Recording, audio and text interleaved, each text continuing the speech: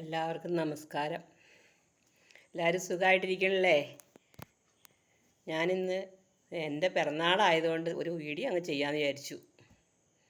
ഇന്നലെ ഞാൻ ഗുരുവായൂർ പോയി, വൈകുന്നേരം ഗുരുവായൂർ പോയി, അവിടെ തൊഴുതു, മമ്മിയൂർ തൊഴുതു, പിന്നെ വീട്ടിൽ വന്നു. വീട്ടിൽ വന്നിങ്ങനെ എന്തായാലും ഒരു വീഡിയോ ചെയ്തു വെച്ചേക്കാം എന്ന് വിചാരിച്ചാണ്. എൻ്റെ പിറന്നാളല്ലേ, അപ്പോൾ നല്ലൊരു കാര്യമായിക്കോട്ടെ എന്ന് വിചാരിച്ച് അങ്ങ് ചെയ്തതാണ്. ഞാനിപ്പോൾ ഒരു 3 കൊല്ലമായിട്ട് ഗുരുവായൂരാണ് പോണത്. തലേ ദിവസമേ പോകും. ആദ്യമായിട്ട് ഇതിന് മുമ്പത്തെ കൊല്ലത്തല ആദ്യമായിട്ട് ഞാൻ ഒറ്റയ്ക്ക് തലേ ദിവസം പോയി അവിടെ ചെന്ന് കഴിഞ്ഞപ്പോഴുണ്ട് ആധാർ കാർഡ് എടുത്തിട്ടില്ല. ആധാർ കാർഡ് എടുത്താലാണ് നമുക്ക് കിടക്കാനുള്ളൊരു സൗകര്യം അവിടെ കിട്ടുകയുള്ളൂ. ഞാൻ ആ കുടുംബശ്രീക്കാരുടെ ഒരു ലോഡ്ജ് അവിടെ ഉണ്ട്. അപ്പോൾ അവിടെ പോയാൽ നമുക്ക് ലോഡ്ജല്ല, നമുക്കൊരു പായും ഒരു തെലോണയും കിട്ടും, അല്ലെങ്കിൽ ഒരു ബെർത്തൊക്കെ ഉണ്ട്. നമുക്കിപ്പോൾ എന്തായാലും കുഴപ്പമില്ല, ഒന്ന് അത്യാവശ്യം ഉപയോഗിക്കാൻ വേണ്ടിയിട്ട് ഒരു സൗകര്യം. അവിടെ ചെന്ന് കഴിഞ്ഞപ്പോൾ അവരെന്തായാലും ആധാർ കാർഡ് ഇല്ലാത്തതുകൊണ്ട് അവർ തരൂല. അവിടെ ആ ഗുരുവായൂരപ്പന് ഇടപെട്ട ഒരു ഇടപെടൽ ഞാനിങ്ങനെ ആലോചിക്കുക. എനിക്കാണെങ്കിൽ ഒന്ന് കിടന്നാൽ മതി. കാരണം യാത്രയൊക്കെ ചെയ്ത് വന്നപ്പോഴത്തേക്കും പുറമെല്ലാം വേദന എടുത്ത് ഭയങ്കര ബുദ്ധിമുട്ടായിരുന്നു. എന്നാൽ ഞാൻ അങ്ങനെ വിഷമിച്ച് നിന്ന് ആധാർ കാർഡ് ഇല്ലാണ്ട് നമുക്ക് എന്ത് ചെയ്യാൻ പറ്റും? അത് തന്നെയല്ല, ആധാർ കാർഡ് വീട്ടിൽ നിന്ന് എടുത്തൊന്ന് കോപ്പി അയക്കാൻ പോലും അതിനുള്ള സൗകര്യം ഉണ്ടായിരുന്നില്ല. അതിൻ്റെ താക്കോൽ എൻ്റെ കയ്യിലായിരുന്നു, ആധാർ കാർഡ് വെച്ചേക്കണേൻ്റെ. പിന്നെ എന്ത് ചെയ്യും? അങ്ങനെ നിന്ന് കുറേ നേരം കഴിഞ്ഞപ്പോൾ ഒരു ചാരി നിൽക്കുവാണ്.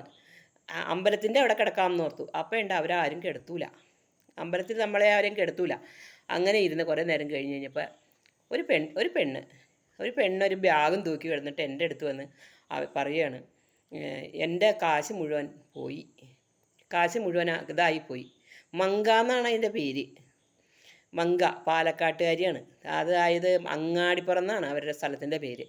അപ്പോൾ എന്നോട് പറഞ്ഞു, എൻ്റെ പൈസ മുഴുവൻ പോയി, എനിക്ക് എൻ്റെ കയ്യിലൊരു 100 രൂപ വേറെ വച്ചിരുന്നത് മാത്രമേ എൻ്റെ കയ്യിലുള്ളൂ.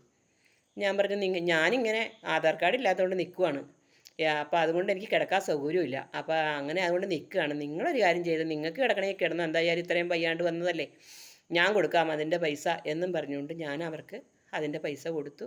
അപ്പോൾ അവർ പറഞ്ഞു 2 പേർക്കും കൂടി ഒരു ആധാർ കാർഡ് മതി എന്ന് പറഞ്ഞു. അങ്ങനെ എനിക്കും കിട്ടി സൗകര്യം, അവർക്കും കിട്ടി. പിന്നെ ഇവരുടെ കയ്യിലൊറ്റ പൈസയുമില്ല. അവർക്ക് തിരിച്ചു പോവുകയാണെങ്കിൽ ഒരു 100 രൂപയല്ലാതെ ഒരു പൈസയുമില്ല.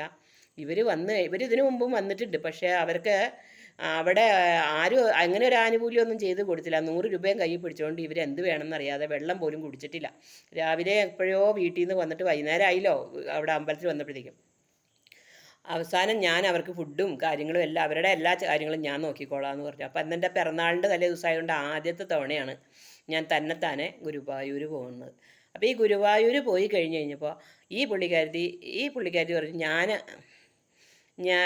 എനിക്ക് എൻ്റെ പിറന്നാളല്ലേ, അപ്പം ഞാൻ പറഞ്ഞു എൻ്റെ പിറന്നാളായതുകൊണ്ടാണ് ഞാൻ ഇന്ന് തന്നെ വന്നത് എന്നൊക്കെ. ഇങ്ങനെ എൻ്റെ ആ ഒരു വിഷമം, ഒരു വിഷമമല്ല, ഒരു ചമ്മൽ നമ്മൾ അവരോട് പറഞ്ഞു കഴിഞ്ഞപ്പോൾ അവർ വേഗം തന്നെ ബാഗിൻ്റെ ഉള്ളിൽ നിന്ന് ഒരു പുത്തൻ സാരി, നല്ല സാരി. എനിക്ക് അന്നേരം ഒന്നും ഇഷ്ടപ്പെട്ടില്ല, പക്ഷേ ആ സാരി ഉടുത്തു കഴിഞ്ഞപ്പോൾ ഉണ്ടല്ലോ എന്തൊരു ഭംഗിയായിരുന്നല്ലോ. ഷിഫോൺ സാരി എൻ്റെ കൊടുത്താൽ. ഞാൻ പറഞ്ഞു, എനിക്ക് സാരി ഒന്നും വേണ്ട, ഞാൻ അതിനൊന്നും വേണ്ടിയിട്ടൊന്നും ചെയ്തിട്ടില്ല, എനിക്ക് അത്യാവശ്യം തുണികളൊക്കെ എൻ്റെ കയ്യിലുണ്ട്, എൻ്റെ കടയിലുണ്ട്, അതുകൊണ്ട് സാരി ഒന്നും വേണ്ടെന്ന് പറഞ്ഞിട്ട്, ചേച്ചി ഞാനൊരു അനീതിയല്ലേ, ഞാൻ തരണത് സ്വീകരിക്കുമെന്ന് പറഞ്ഞാൽ ഞാൻ അന്നേരം ആ സാരിയെ കയ്യിൽ പിടിച്ചുകൊണ്ട് എനിക്ക് ഗുരുവായൂരപ്പൻ തന്ന സമ്മാനമായിട്ട് ആ സാരി അന്ന് ചേർത്ത് പിടിച്ചു.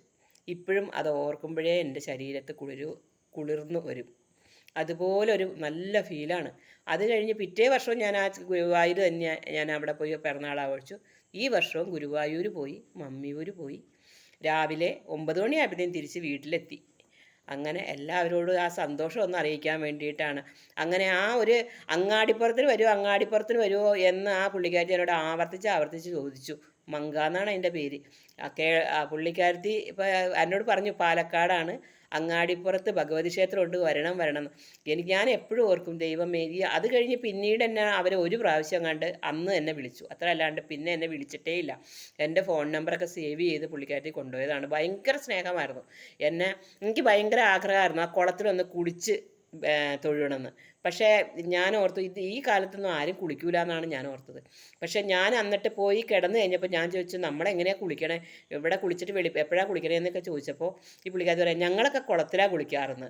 അപ്പോൾ എൻ്റെ മനസ്സിലെ ആഗ്രഹം, ഭയങ്കര ആഗ്രഹമായിരുന്നു. ഞാൻ ഓർക്കുക, ഈ ജന്മം ഇനി ഈ കുളത്തിൽ കുളിക്കാൻ സാധിക്കുമോ, കാരണം എനിക്കറിയില്ലായിരുന്നു അവിടെ കുളിക്കാൻ അനുവദിക്കുമെന്ന്. പക്ഷേ ഈ പുള്ളിക്കാരത്തി പറഞ്ഞു എന്നോട്, ഈ മങ്ക എന്ന് പറഞ്ഞ ആ